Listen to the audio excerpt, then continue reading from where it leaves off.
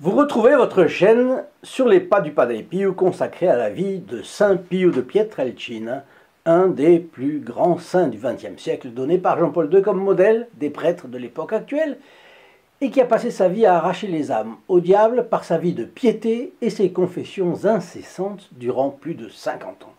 Aujourd'hui, nous allons voir où il puisait la bonté qui faisait la conquête des cœurs, amenait à la conversion les pécheurs les plus endurcis et guérissait les malades les plus divers.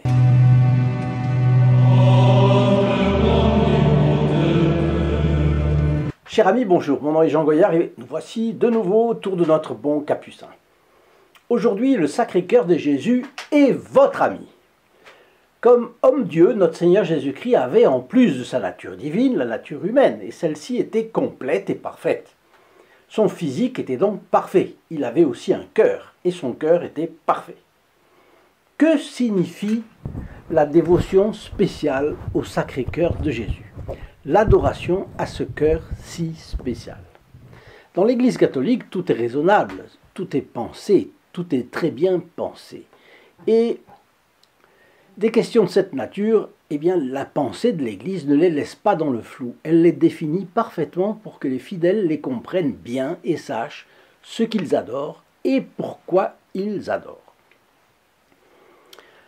Parce qu'il est dans le caractère de l'Église, maîtresse parfaite d'un enseignement parfait, d'expliquer entièrement ce qu'elle fait et ce qu'elle enseigne. Ce cœur n'est pas seulement l'organe que nous voyons schématisé dans le dictionnaire avec la fonction d'irriguer de sang tout le corps, mais c'est un symbole. Symbole de la mentalité, de la psychologie de notre Seigneur Jésus-Christ, dont sont partie prenante sa volonté divine et sa volonté humaine, qui ne font en réalité qu'une volonté. Ce à quoi adhère sa volonté, parce qu'il veut cela, il vit, il existe pour cela en tant qu'homme. Cela est symbolisé dans sa nature humaine par le cœur qu'il porte dans sa poitrine. Les artistes du temps où sainte Marguerite Marie a reçu les apparitions de notre Seigneur ont représenté le Sacré-Cœur de la plus belle manière possible. Rouge cramoisi et incandescent. Notre Seigneur a voulu que son image soit représentée avec une flamme sur le dessus pour indiquer qu'il brûlait continuellement d'un amour d'une immense intensité. Et au milieu de cette flamme, une croix qui représentait le bois sublime sur lequel il s'est immolé pour nous, le bois de la croix. Notre Seigneur a voulu montrer son cœur représentant tout son amour pour nous, tout le sacrifice qu'il a voulu faire pour nous racheter et pour nous sauver. Il a voulu que de cette façon nous ayons en vue son immense amour pour nous, que son amour nous touche et que nous touchons, cet amour nous transforme. On comprend que cela puisse être ainsi parce que un grand acte d'amour peut toucher les personnes les plus endurcies et comme cela, on peut trouver les conversions les plus brillantes. Voyez, toute la vie du Padre Pio, c'est cela. Et l'on peut concevoir, par exemple, que nous soyons si touchés, que nous soyons désormais disposés à tout accepter de lui, notre Seigneur, à être calomniés même, à être foulés aux pieds, à être bafoués, afin que notre douleur, soufferte par amour pour lui, soit une petite manifestation de la gratitude immense que nous lui devons pour sa bonté. La bonté infinie du Sacré-Cœur de Jésus se révèle et se mesure dans tous les épisodes de sa vie. Par exemple, lors de la guérison des 10 lépreux. La lèpre était peut-être plus contagieuse que de nos jours, en tout cas, aujourd'hui on la soigne, tandis qu'à l'époque de notre Seigneur, il n'y avait pas de remède. Prendre la lèpre signifiait être écarté de la société des hommes.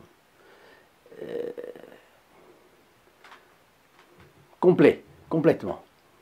Vous savez ce qu'on appelle crécelle, au singulier, ou cliquette, au pluriel. Ce sont des instruments en bois où on avait cloué des os et ça faisait du bruit quand on les agitait.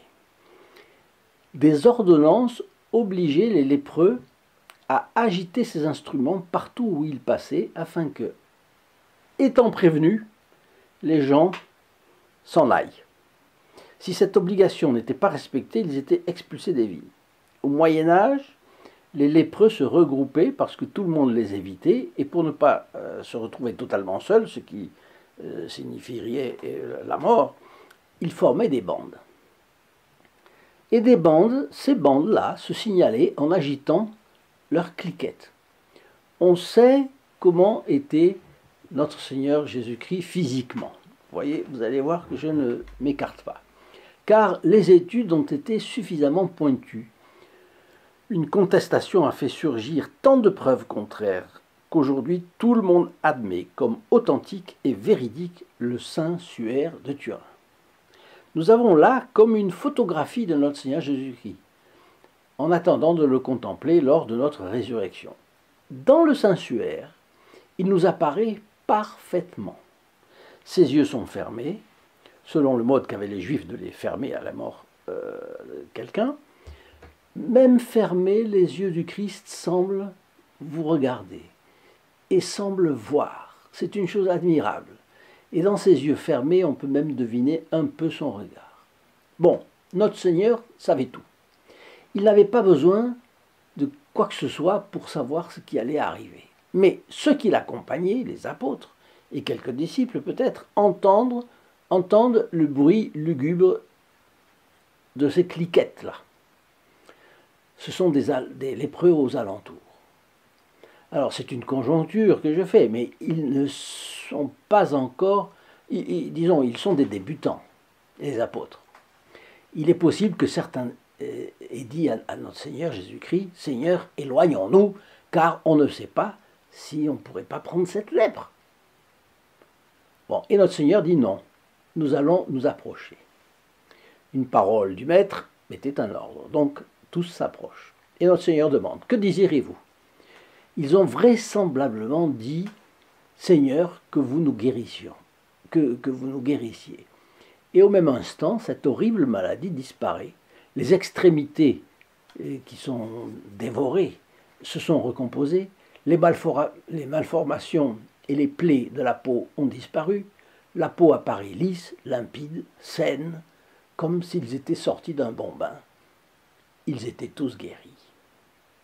On peut imaginer facilement le Sacré-Cœur de Jésus faisant arriver ces choses. Il savait qu'il allait guérir ces hommes. Il les aimait. Savoir que ces hommes étaient tellement à la peine le faisait souffrir. C'était le dessein de Dieu. Mais Dieu a le dessein que certains tombent malades et que d'autres guérissent. Ce qu'il y a de sûr, c'est que son cœur a été triste à cause de cette maladie. Mais d'un autre côté, il était joyeux dans la prévision de la guérison qu'il allait produire. Alors que notre Seigneur Jésus-Christ arrive, lui et les lépreux se sont regardés. Les voyant, notre Seigneur Jésus-Christ les a regardés avec bonté. Et ces misérables dont tout le monde fuit, dont tout le monde a horreur, notre Seigneur les regarde avec bonté en voulant s'approcher. Et lui, dont la beauté est souveraine, dont la perfection est souveraine, regarde l'horreur accomplie de la pire de toutes les maladies. Les lépreux demandent leur guérison, et le cœur de notre Seigneur exulte de joie, commande à la nature, et les voilà guéris. Que se passe-t-il ensuite? Qu'est-ce qui serait normal qu'il arrive? Il serait naturel qu'ils veuillent rester au service de notre Seigneur. Et puis que leur deuxième supplique soit, Seigneur, ne permettez pas que nous soyons séparés de vous. Après tant de bonté, tolérez que nous restions avec vous jusqu'à la fin de nos vies, car notre vie nous a été donnée par vous, notre Créateur, mais pour ainsi dire, restaurée par vous, notre Sauveur. Nous ne voulons plus vivre loin de vous, nos vies sont vôtres, et donc permettez que nous suivions le cortège de ces heureux que voilà et qui vous accompagnent. Ce n'est pas ce que nous apprend la narration de l'Évangile. Celui-ci nous raconte que quelques jours plus tard, l'un d'eux a cherché où était notre Seigneur, et le retrouvant est allé à lui pour le remercier de sa guérison. Il l'a certainement remercié sur l'heure, sur place, mais c'était un cœur noble qui avait de l'amour de Dieu, et à cause de cela, il a voulu le remercier encore. On peut penser à l'allégresse du Sacré-Cœur de Jésus en voyant arriver ce misérable, content et satisfait, et qui s'enquiert. Où est le Maître? Où est-il? Arrivé auprès de lui, Il lui embrasse les pieds. Seigneur, comme je vous remercie, etc., etc. Notre Seigneur a alors une réflexion qui dénote la tristesse de son cœur. Où sont les 9 autres? Vous étiez 10. Un seul est venu me remercier. Où sont les autres? L'ex-lépreux reste en silence. Ils s'étaient dispersés dans la multitude. Ils avaient oublié leur bienfaiteur, et le cœur de notre Seigneur souffrait de cette ingratitude. Voilà le rôle du Sacré-Cœur de Jésus.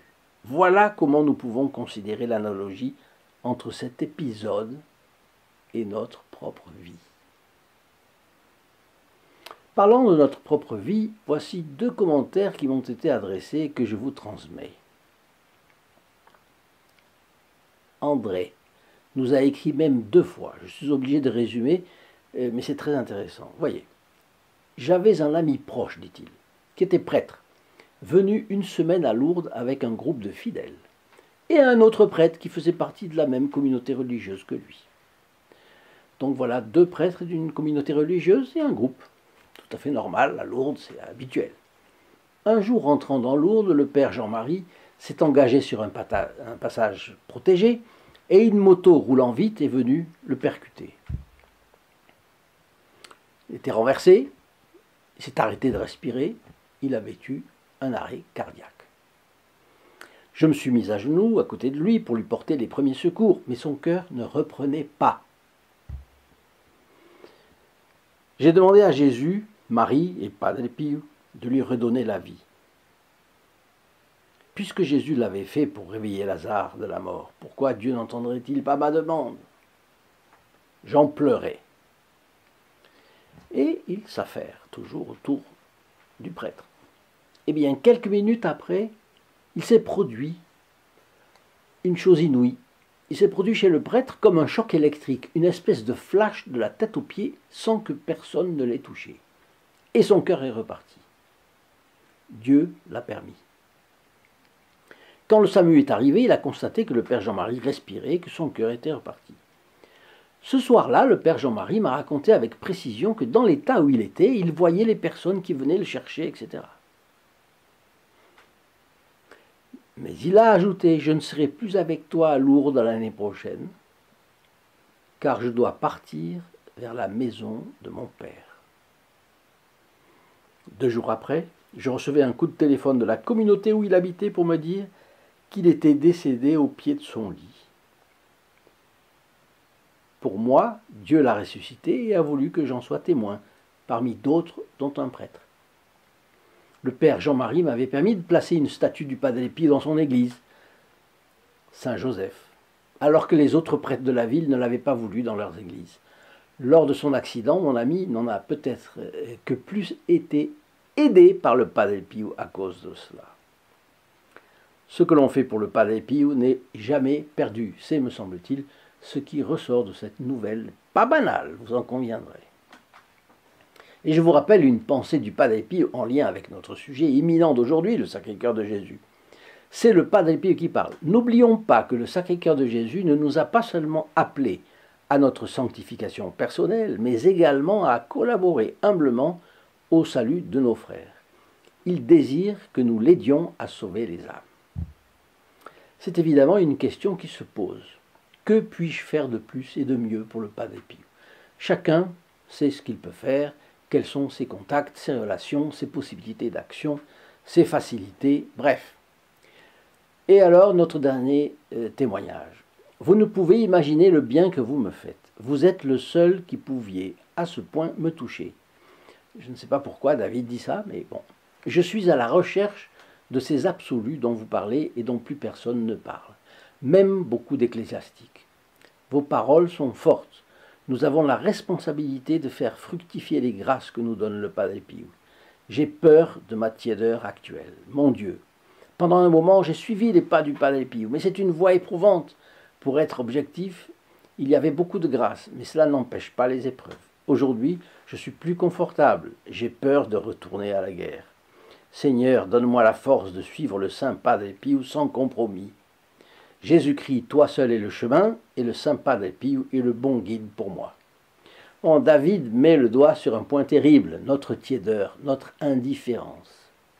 Vous qui m'écoutez et ne faites pas partie des indifférents, je vous donne rendez-vous sous le lien https://st-padre-pio.fr et nous y verrons ensemble ce que nous pouvons faire pour pousser un peu plus loin la cause du Padre Pio. Eh bien, je vous dis à tout de suite.